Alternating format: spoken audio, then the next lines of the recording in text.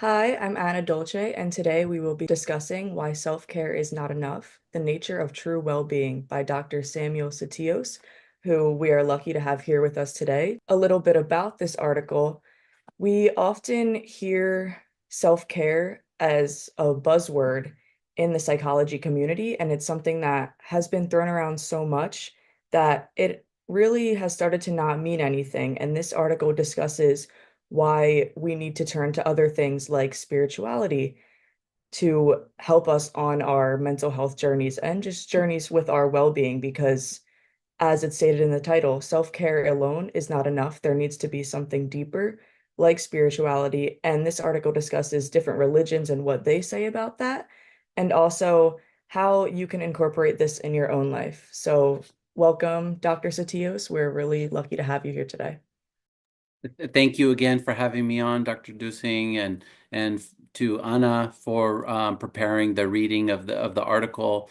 Um, it's interesting that many more people are drawn to that medium of just listening to content rather than reading. So it helps a lot. Thank you.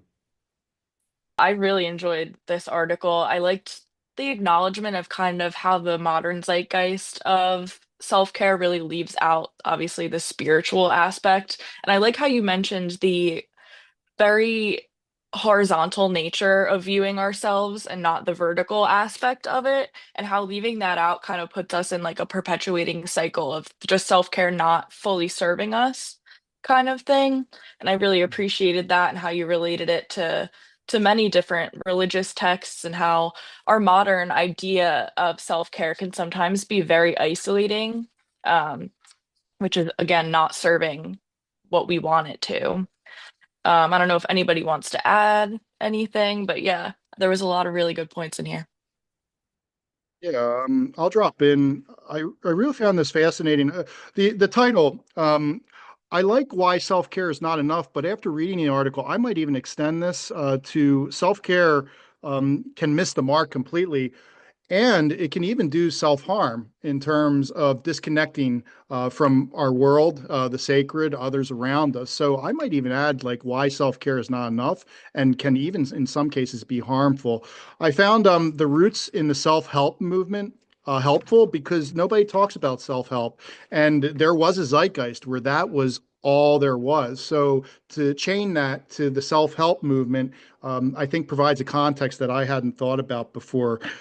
I think we also need this inversion of traditional norms has contributed to the rise of therapeutic culture.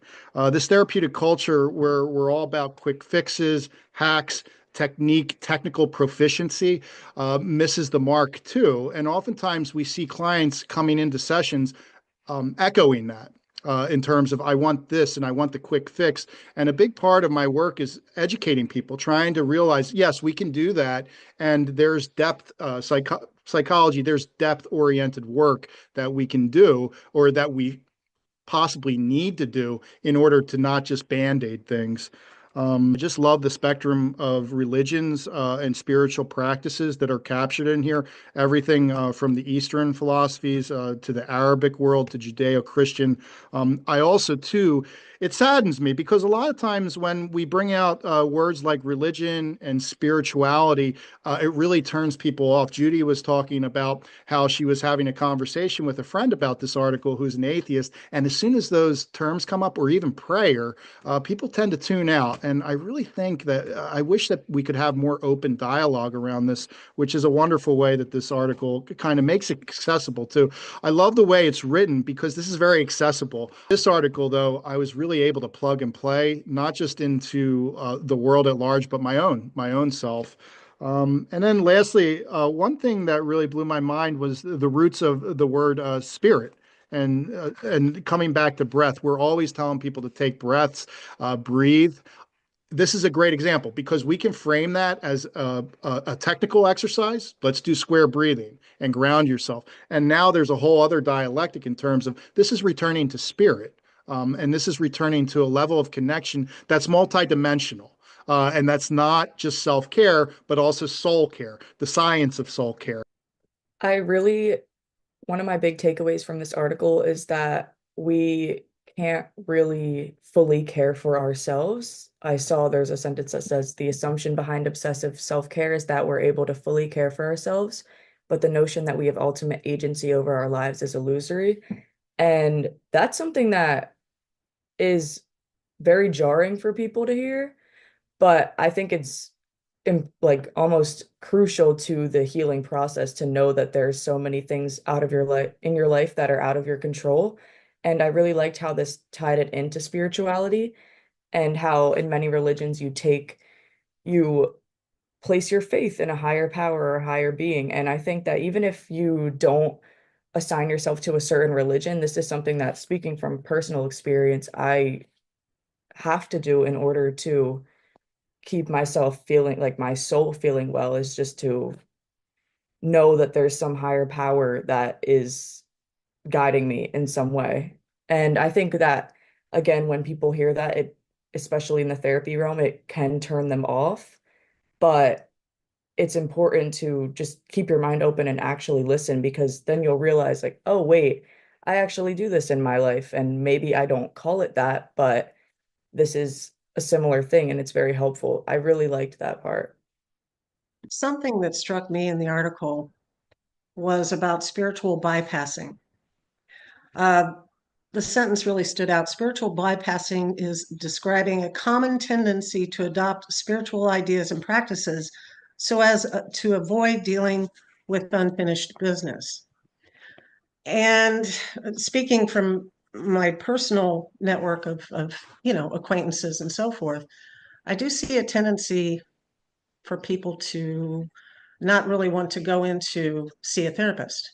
Oh, I meditate. Oh, I go to church, I feel better. I that really stood out to me because I do hear people dancing around the subject that, you may need actual therapy instead of thinking that spiritual practices alone will get you through whatever you're going through. And I'd be curious to hear what other people think about that.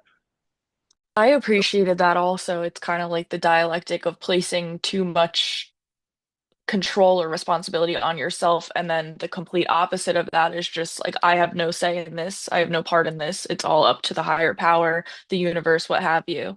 So I noticed that too in the reading, and I appreciated that part as well. This is one of my favorite parts in the article too. The last sentence of that paragraph, it goes without saying that true spirituality has nothing to do with bypassing mental health issues, but is rather about encountering oneself fully in one's depths with a view to purifying the human psyche. Judith, Saybrook people would love that because I think it really deposits us in the existential realm. I think in many ways, even with DBT, we know how much I love DBT. We can get so quick to down regulating. How do we manage this? How do we down regulate this? How do we take the pain and suffering away? Whereas, again, we may be missing the mark and bypassing really the pain of existence that needs to be looked at. And not just pain, but happiness as well. And we can see too, I can connect that kind of with the self-help movement, this myth of happiness that can kind of feed, oh, therapy is about fixing things. Yeah, and our societal tendency to pathologize everything. And like you said, so many of those experiences, positive or negative, are simply just part of the human experience. It's not something that you necessarily always need to fix. And I think that's what gets discussed in so many major religions, is that the path to, I don't know, enlightenment or whatever you want to call it, is to embrace suffering or even welcome suffering in your life, because that's how you, when you get through those trials and tribulations, that's where the true essence of your being comes out. And I do think that's something that with these like small self-help or self-care fixes, like a lot of times when you're practicing self-care, you're like, let me just do this quick meditate breathing exercise or meditation or journal so that I can feel better, or to push these negative feelings away.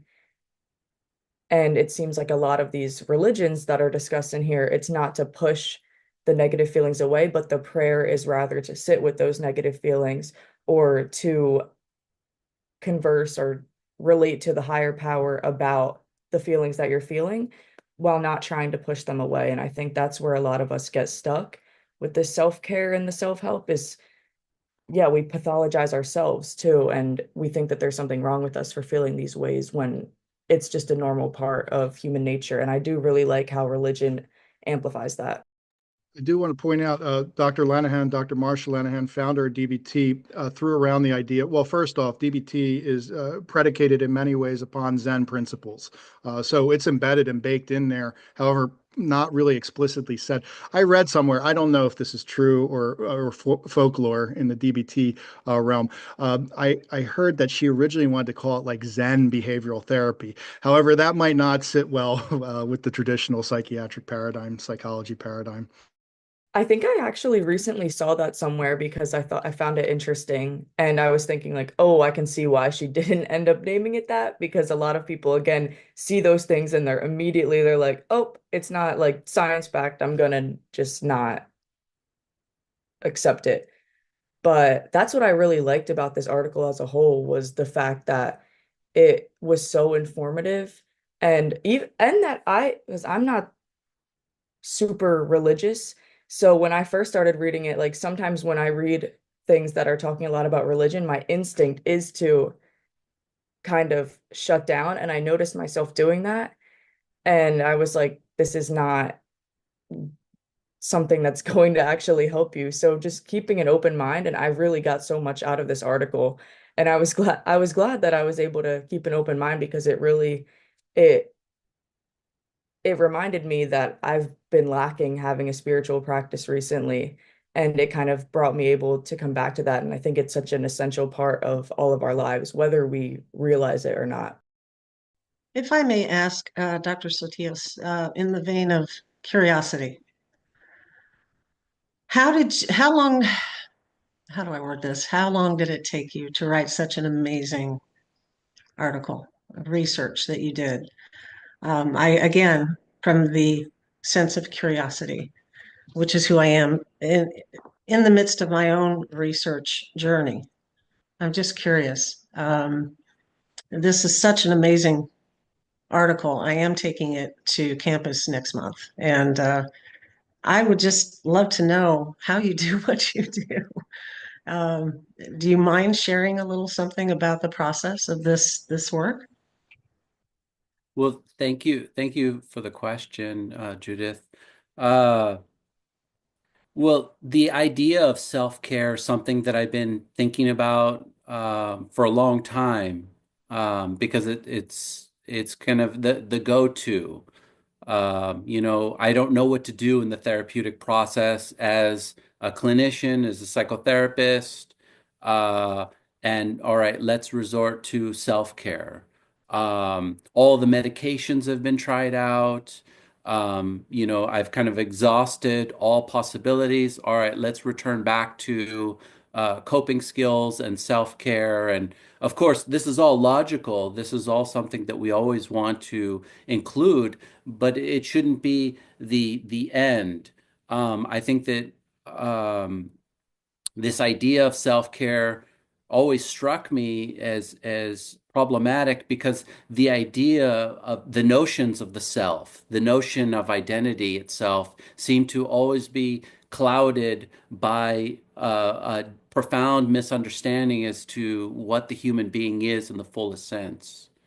And so, if I'm, for example, taking my truncated notion of self with a lowercase s, or the empirical ego, this kind of horizontal understanding of oneself, I miss the mark completely. And yes, going to the gym, going for a walk, there was on the LinkedIn post, it was talking about bubble baths.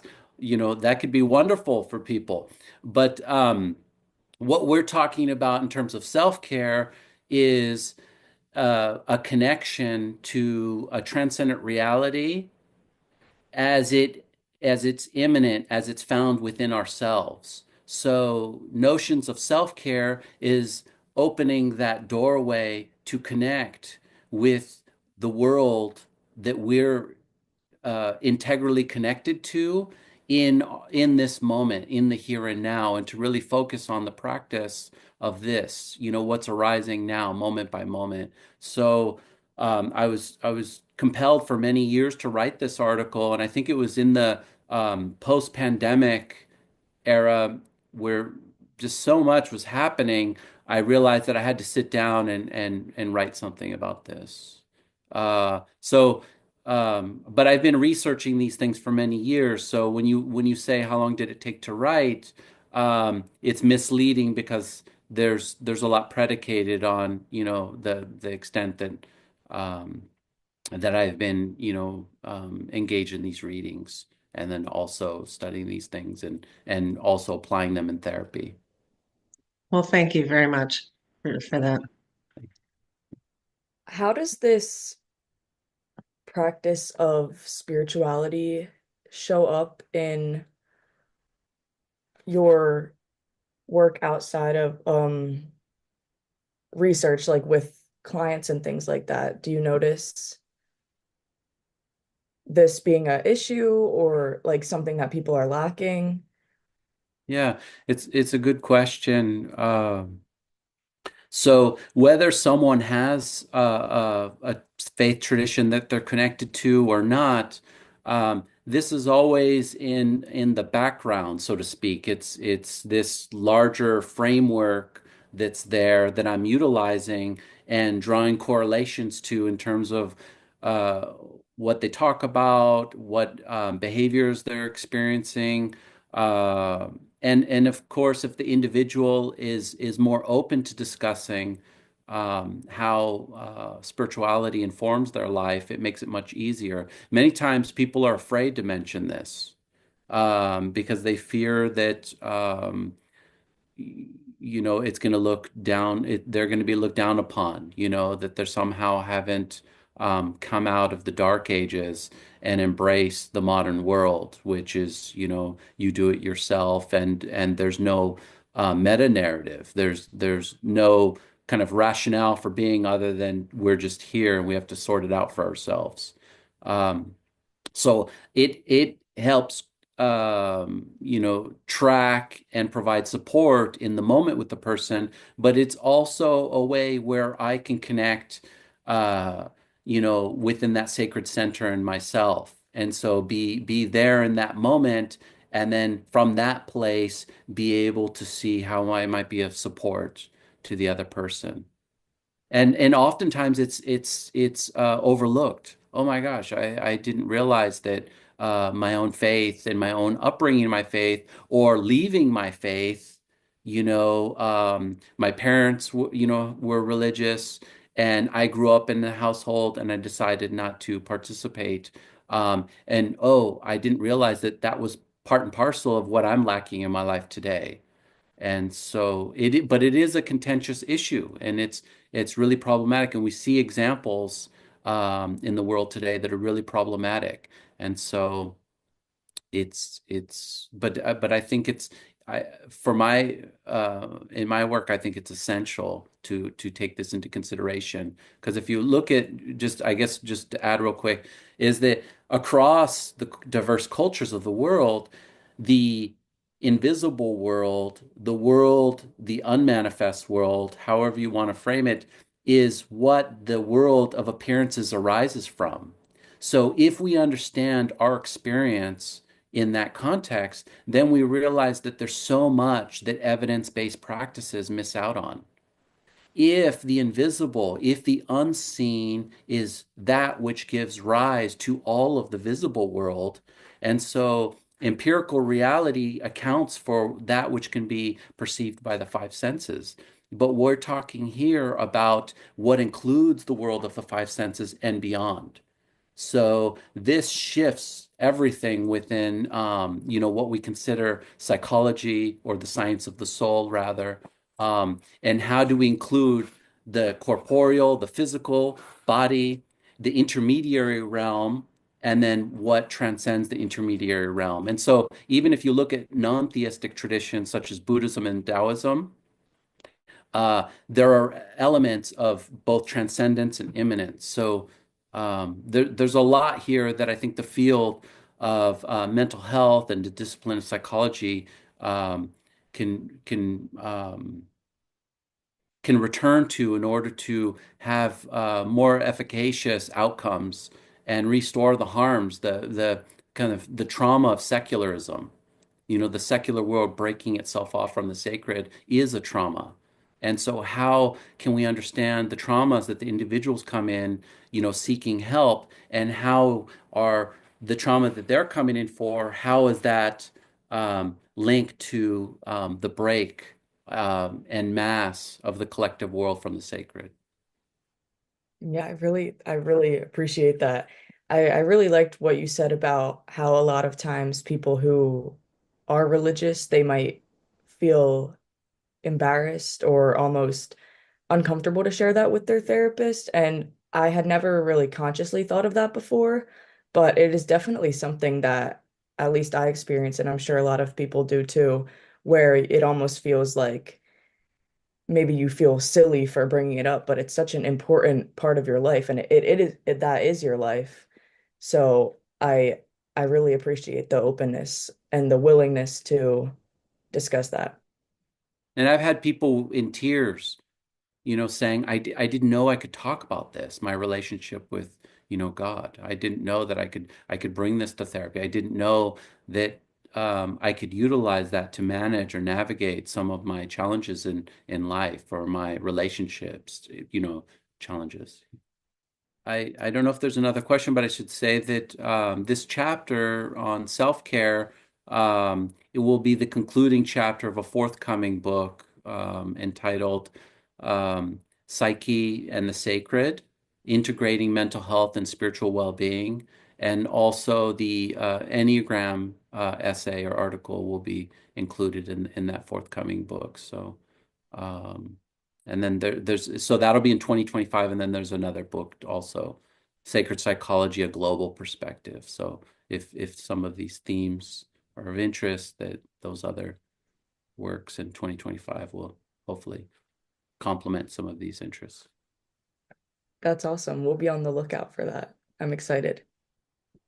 Dr. Sotios, how are you finding in this in terms of conversing with other clinicians and trying to open up this dialogue with other clinicians, even clinicians who are on the side of evidence-based practice? Because I'm curious as to how we light this fire and conflagrate it to help burn down some of these traditional paradigms that are holding us back. Also, too, I just want to last reading group, I think we were delineating about like savage knowledge, like this ancient knowledge versus the scientific knowledge, that dialectic, and how people confuse that as linear, whereas your writings have elucidated to me that's more so circular, that the scientific is not superior to the ancient. But I'm really curious as to what you see the future of this and how we spread this among clinicians. Well, it's a wonderful question. My work is really about restoring um, psychology, the discipline, back to its metaphysical roots, the spiritual dimension that it began with prior to the emergence of the Renaissance, the scientific revolution, and the Enlightenment project. So all of the psychotherapies of today that are available, whether you're looking at behaviorism, which first launched in the United States. Psychoanalysis predates that, but psychoanalysis wasn't a large movement in the United States until later on. And then we have humanistic psychology, you mentioned Saybrook. Um, and then we have transpersonal. So those within humanistic psychology said, they did a tremendous thing. They tried to restore what it means to be human in psychotherapy after the ravages of behaviorism and psychoanalysis, the two earlier forces in modern psychology. And then Maslow and others saw that no, we're stuck here at the notion of the individual, and we need to also include the spiritual dimension. So transpersonal psychology is very much restoring the spiritual dimension in psychology. But the challenge with all four forces of modern psychology is they're all predicated on the break, this disconnect or split from the sacred. So no matter what direction we take going forward, it's all rooted upon this fragmented beginning. And so so mine isn't adding a new technique, a new modality, a new model to the discipline. I want to restore it to its sacred beginnings. And so how do we begin? Well, I think it's begun, and I think so many challenges with psychotropic medications not meeting the needs of so many people, and people seeing with the mental health crisis that we're always hearing about. We're also running up against, well, the medications aren't working, psychotherapy is not working for many people. Uh, Now we're turning to entheogens or psychedelics. And that's, the kind of the end of the road. If the psychedelic, well, some people purport, if the psychedelics don't work, then what are we going to do? And in some contexts, of course, um, that's it's a thorny issue. Others, really accept psychedelics as this panacea that it's going to resolve all of our problems. So why I mentioned psychedelics is that we're trying everything to resolve the crisis, the spiritual crisis of the modern and postmodern world. And while I think psychedelics can be a great help to resolve a lot of the challenges, I think really what we need to do is address the foundation in terms of what is our worldview and how has that been split because of the disconnect from the transpersonal order. And so that's what I'm trying to do. And I think there's growing interest, especially in communities or cultures where they're still anchored in their indigenous or spiritual practices. Thank you so much, Dr. Deussing, for having me. And again, for everyone else that participated in this, thank you for all your questions and your interest. Right. Perhaps we'll do it again. All right. Thank you, everyone. Have a wonderful day. Thank you. Thank you, Dr. Satios. Thank you. Bye-bye. Thank you.